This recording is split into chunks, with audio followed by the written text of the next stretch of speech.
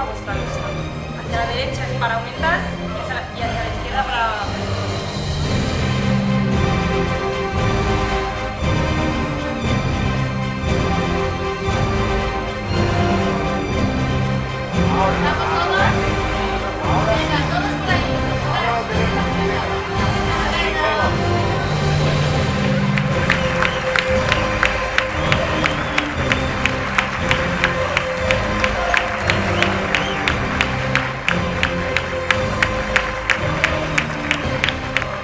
Gracias a todos en un festival tan importante como es el de Sitges, que cada vez es más internacional y bueno, eso es un escaparate para todos nosotros.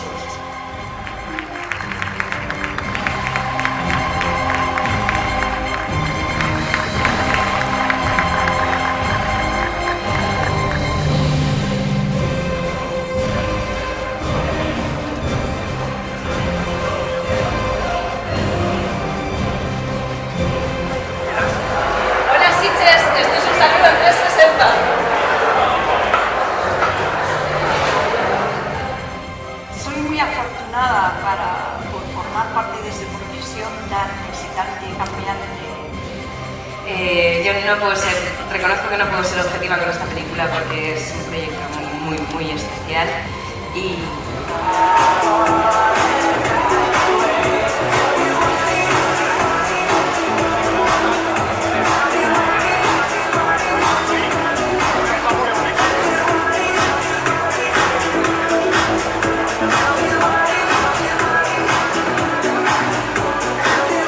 Felicitats pels 50 anys de Cinema Fantàstic!